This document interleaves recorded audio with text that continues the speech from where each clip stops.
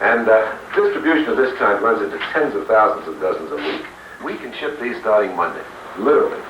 We will put out socks starting Monday, right through our plant. We're in production now. As a matter of fact, we might have jumped the gun a little bit. We've already sold some of these. Nothing's in writing, but they're sold. We have appointments to move on.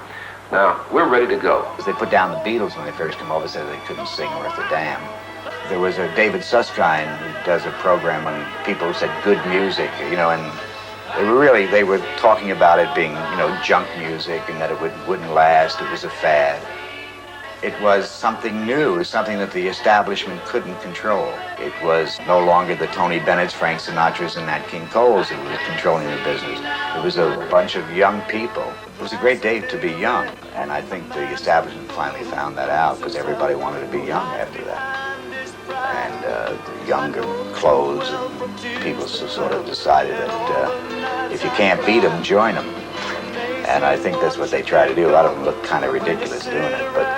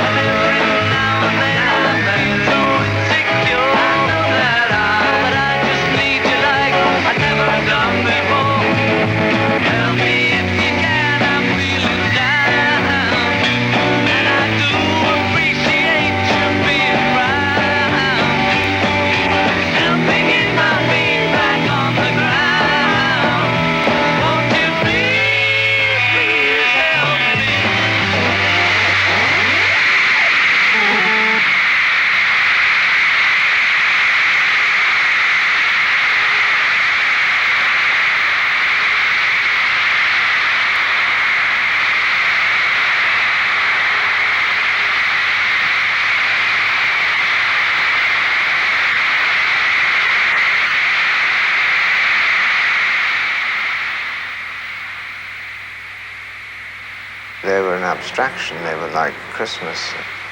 Whether it was the word, the Beatles, which still is magical, and a conversation stopper, and a thing to eavesdrop on, and a question I'm still pestered about.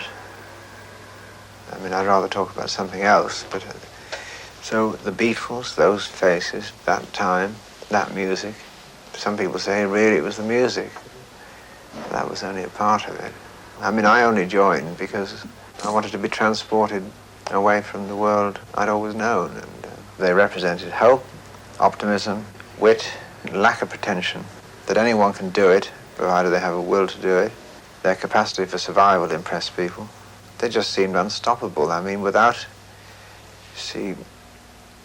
anyone getting hurt or dying, it was really the longest running story since the Second World War. Oh yeah, tell you something, I think you'll understand. One psychiatrist recently said you're nothing but poor Elvis Presley. Oh, it's not true, it's not true.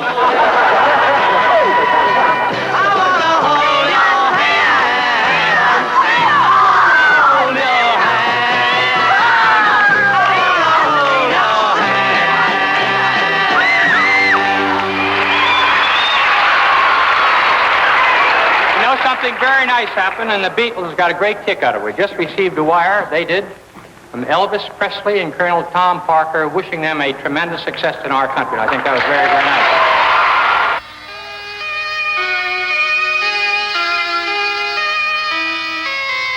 People just take our music and, you know, in a line, and we just sort of say, yeah, she was just 17. And they read everything into that. You know, she was a 17-year-old nymphomaniac working on the streets of Broadway.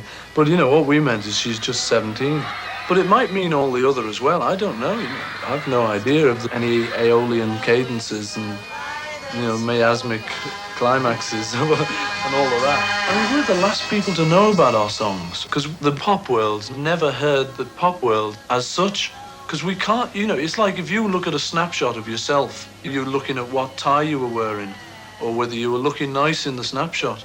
You know, but anyone else would just take the snapshot and say, oh, that's good, that's a snapshot of Tony, you know, that's nice. We really just always think of ourselves as just happy little songwriters, just little rockers, you know, just playing in a rock group. But it gets more important than that after you've been over to America and you've sort of got knighted.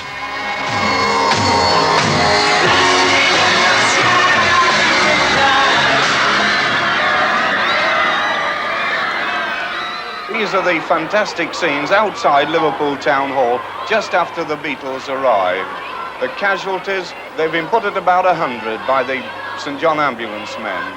They're falling like ninepins, the crush barriers are giving way. Liverpool's never seen anything like this. What's it feel like to come back to a big civic reception like this? Very nice. Did you ever imagine that this day was coming? Never In the early like days? this. Now, it's about 7 months since you were in Liverpool last, appearing. Officially. Yeah. And some of the fans have been saying that, you know, they feel that you've deserted them. What do you feel about They're mainly that? the ones that never came to us. The people that are moaning about us not being here are people that never even came to see us when we were here. You know, we could count on our fingers the original fans we had here, the ones that really followed us. No matter what street you went into in the South End or any working class area, there would be a group practicing in somebody's basement or driving somebody mad in the street. And it all started off from the old washboard groups, the skiffle groups, because it was a way out to release their violence. Instead of going around kicking people to death, they started, you know, to beat a drum to death. And they didn't have to learn the dots. They didn't have to go to a college of music. It was all straight from the heart. And this is, you know, your chance to break away from the poverty that surrounds you. Like in the golden days of boxing, empty stomachs made, they say, the best boxers.